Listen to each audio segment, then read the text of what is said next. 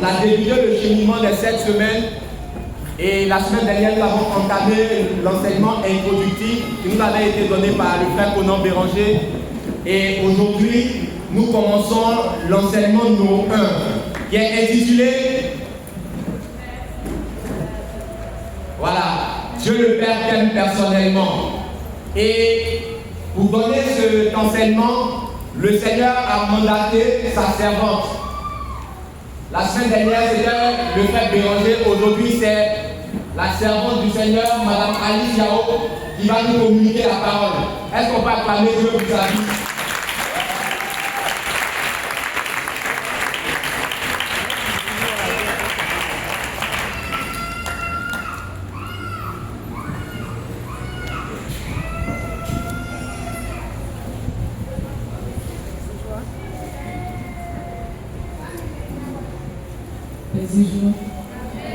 Paix et joie.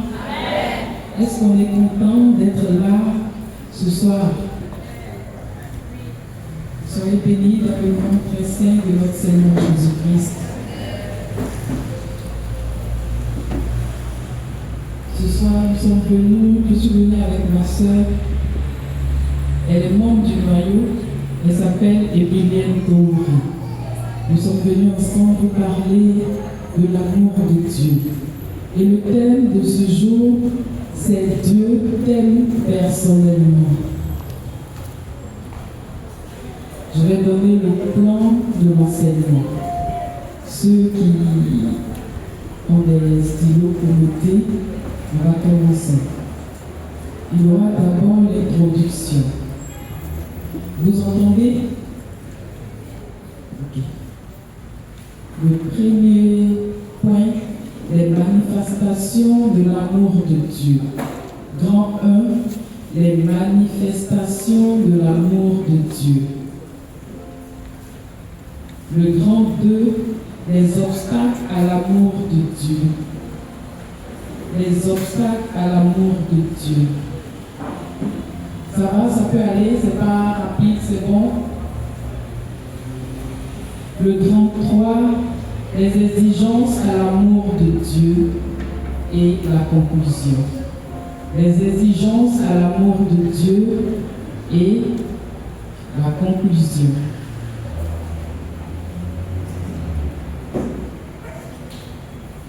Je tiens d'abord à dire merci au curé et à ses vicaires qui nous ont donné l'opportunité d'être là. Nous disons merci à Dieu pour leur vie et que leur ministère soit fructueux. Merci. On va commencer avec l'introduction.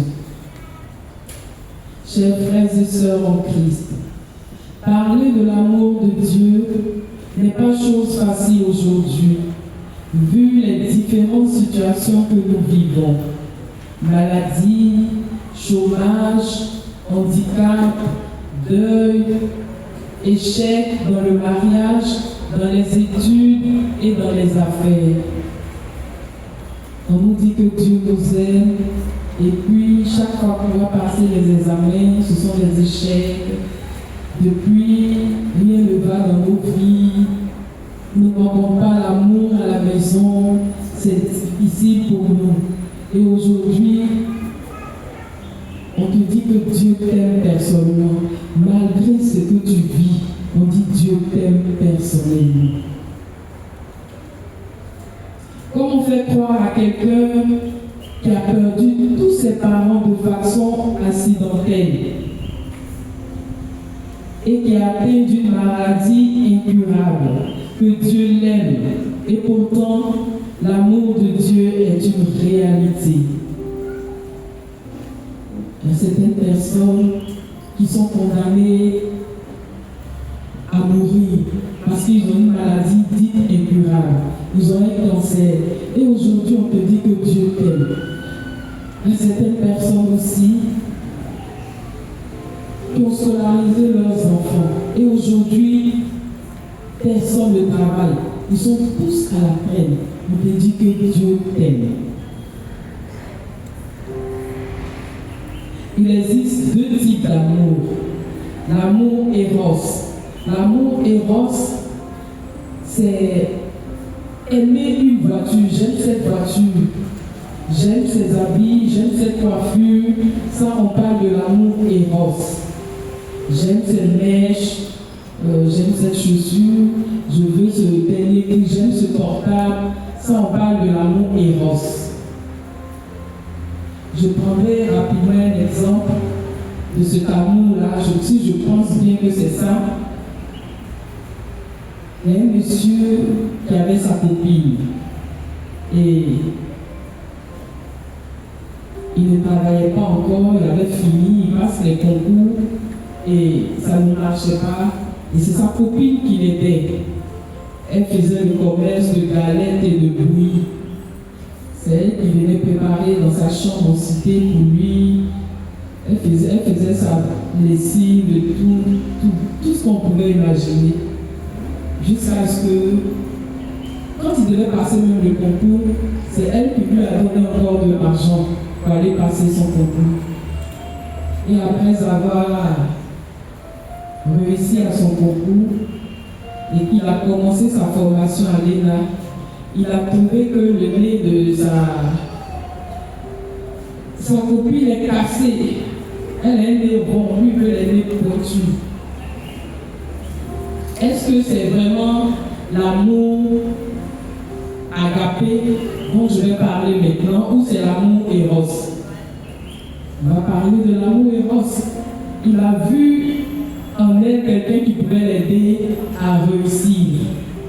Et quand il a réussi, il a abandonné.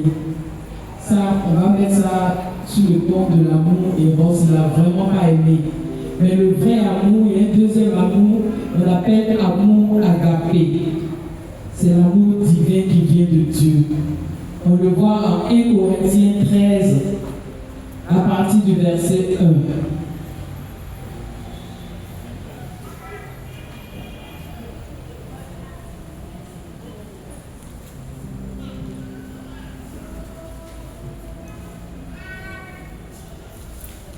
On va commencer avec le grand 1, les manifestations de l'amour de Dieu. On a fini avec l'introduction. On va prendre le grand 1, les manifestations de l'amour de Dieu. L'amour de Dieu se manifeste dans la création de l'homme, dans le choix du peuple de Dieu et dans la personne de Jésus. Amour de Dieu manifesté dans la création de l'homme. Circonstances de la création. En Genèse 1 à 26. Dieu crée l'homme en dernière position, c'est-à-dire le 6e jour. C'est le 6e jour que Dieu a créé l'homme. Et l'homme n'est pas créé comme les autres. Pour les autres créatures, Dieu dit que la terre, la lune, soit, et cela fut. Mais en créant l'homme, Dieu prononce un décret. Dis mon frère, dis à ton frère un décret. Non, tu regardes bien ta soeur et tu dis un décret. Quand Dieu le créait, c'était un décret. Il a signé un décret. Et il a dit, faisons l'homme à notre image et à notre ressemblance. Genèse 1, verset 26. C'est-à-dire, pour nous créer, toute la Sainte Trinité s'est réunie. Et Dieu a fait de nous une créature spéciale. Dis à ton voisin, tu es une créature spéciale. Est-ce que toi-même, tu réalises que tu es une créature spéciale? Est-ce que toi-même, ma soeur, est-ce que tu réalises que toi, tu es une créature spéciale pour Dieu? Tu es sûr? Tu es sûr que tu es une créature spéciale pour Dieu? D'accord. On avance. Le psaume 8, verset 6. Au psaume 8, verset 6 nous dit que Dieu nous a fait presque un Dieu et nous courons de gloire et d'éclat. Et Dieu vit que cela était très bon. En Isaïe 43, verset 4, Dieu dit, tu vaux cher à mes yeux, tu as du prix et moi je t'aime. Tu vaux cher à mes yeux. Tu as dit prie et moi je t'aime. Je prendrai un petit témoignage d'un grand brigand. On ne sait pas ce qui s'est passé dans sa famille, mais il est sorti de la maison, il a commencé à voler, à tuer, et tout le monde avait peur de lui. Et on n'arrivait pas vraiment à mettre la main sur lui. Jusqu'à ce qu'un jour, les forces de l'ordre ont pu mettre la main sur ce monsieur qui était dangereux pour le quartier, dangereux pour la ville. Et quand on l'envoyait en prison, bon, il savait que c'était fini pour lui, c'était terminé, sa course était finie. Et il y a des prêtres qui visitent les prisons. Et le prêtre est venu dans sa prison, il a parlé avec lui. Non, il n'écoutait pas, hein? Il était assis là, le prêtre a parlé de l'amour de Dieu, que Dieu peut te sortir de là. Quand le prêtre a dit, Dieu peut te sortir de là, là il a chuchoté. Il le regarde maintenant, attentif. Ah, je peux sortir, quelqu'un peut me faire sortir de là. Il a regardé, et puis le prêtre lui a remis une Bible. Il a dit, tu peux lire. Et tu vas comprendre l'amour de Dieu pour toi. Tu vas comprendre combien de fois Dieu t'a cherché. Et puis le prêtre est parti. Donc il a pris la Bible, il a jeté tout au fond de la prison. Et un jour il s'ennuyait dans la prison et il a pris la Bible. Il a ouvert un passage. Il est tombé sur Jésus marche sur les eaux. Bon, il a lu et puis bon, il a déposé sa Bible à côté. Jésus marche sur les eaux. Il a déposé. Un autre jour encore, le Père est venu, il a parlé encore de la parole, il est parti. Le brigand a pris la Bible. Et il a ouvert, il est tombé sur Jésus change l'eau en vin. L'eau en vin. Donc quand on lui a envoyé sa nourriture le soir, avec de l'eau, il dit Jésus, change-moi cette eau en vin. Parce qu'il avait envie de boire du vin. Déjà qu'il a lu la parole, il avait envie de boire du vin. Jésus, change-moi cette eau en vin. Donc il a fini de faire la prière, il a vu que c'était de l'eau. Il a pris la Bible, il l'a jeté au fond de la prison. Il a appelé le gardien. Tu vas dire au prêtre de venir chercher sa Bible. Parce que cette Bible est remplie d'eau. Il marche sur les eaux, il change l'eau en vin. Sa Bible est remplie d'eau, il va venir chercher sa Bible. Donc un autre jour, le prêtre est venu et puis le gardien lui a dit ah, le grand prisonnier a dit de venir chercher ta Bible parce qu'elle est remplie d'eau. Et le prêtre est passé le voir pour lui dire tu sais, Dieu est l'amour. Dieu t'aime. Si tu l'appelles, il va répondre. Si tu lui donnes un rendez-vous, il va venir. Si tu veux, tu peux faire l'expérience ce soir. Et puis le prêtre est parti. Donc lui le soir, il a écouté. Avant de dormir, il dit ah, on dit que si je t'appelle, tu vas venir. Donc je te donne rendez-vous aujourd'hui. À 23h, je te donne rendez-vous, Jésus. On m'a dit que tu réponds. Et bon, il s'est endormi. À 23h00, il entend une voix. On l'appelle. On l'appelle. Il se lève brusquement. Il regarde, il ne voit personne. Encore la voix l'appelle.